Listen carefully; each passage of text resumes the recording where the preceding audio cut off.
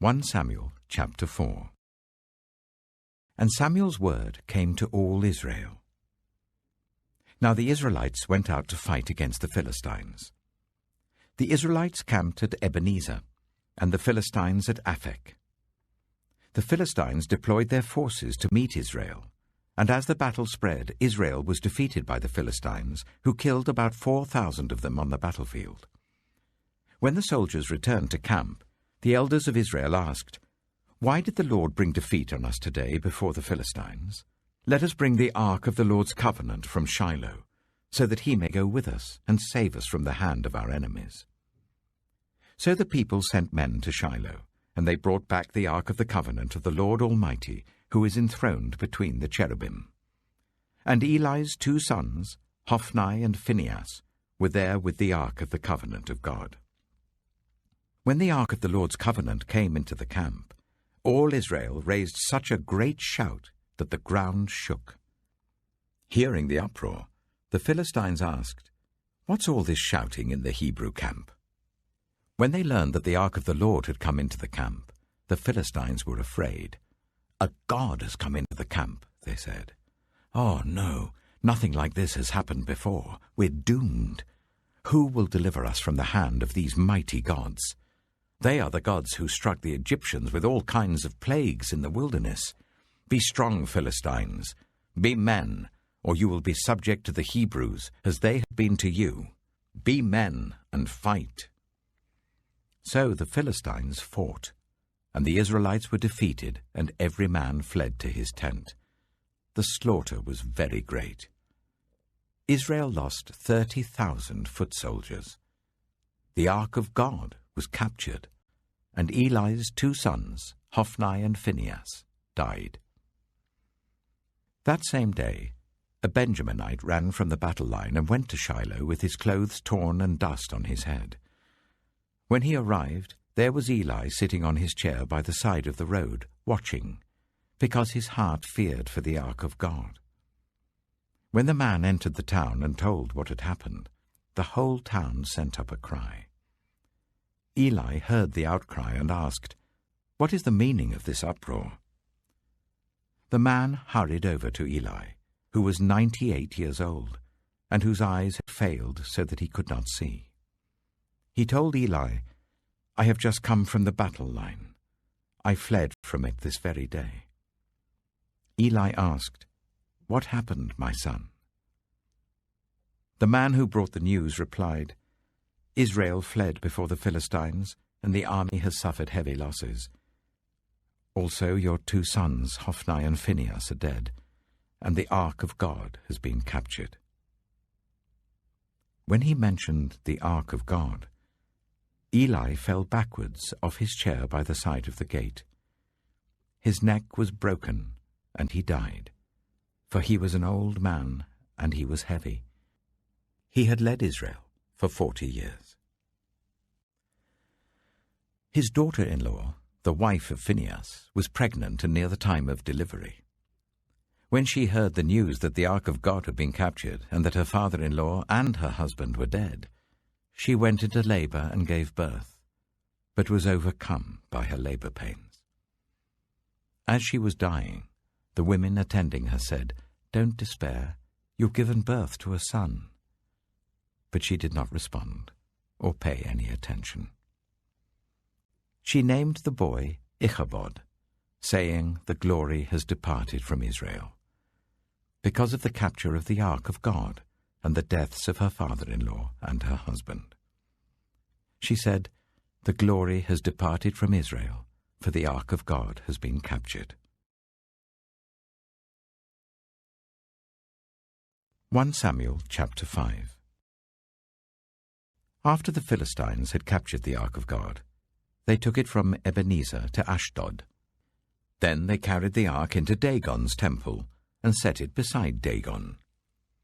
When the people of Ashdod rose early the next day, there was Dagon, fallen on his face on the ground before the ark of the Lord. They took Dagon and put him back in his place. But the following morning when they rose, there was Dagon, fallen on his face on the ground before the ark of the Lord, His head and hands had been broken off and were lying on the threshold. Only his body remained. That is why to this day neither the priests of Dagon nor any others who enter Dagon's temple at Ashdod step on the threshold. The Lord's hand was heavy on the people of Ashdod and its vicinity. He brought devastation on them and afflicted them with tumors. When the people of Ashdod saw what was happening, they said, "The ark of the God of Israel must not stay here with us, because his hand is heavy on us and on Dagon our God." So they called together all the rulers of the Philistines and asked them, "What shall we do with the ark of the God of Israel?" They answered, "Let the ark of the God of Israel be moved to Gath." So they moved the ark of the God of Israel. But after they had moved it, the Lord's hand was against that city, throwing it into a great panic. He afflicted the people of the city, both young and old, with an outbreak of tumors. So they sent the ark of God to Ekron.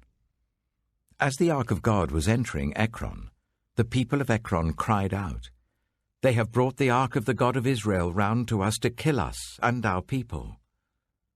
So they called together all the rulers of the Philistines and said, "Send the ark of the God of Israel away. Let it go back to its own place, or it will kill us and our people." For death had filled the city with panic. God's hand was very heavy on it. Those who did not die were afflicted with tumors, and the outcry of the city went up to heaven. Psalm 95. Come, let us sing for joy to the Lord. Let us shout aloud to the rock of our salvation.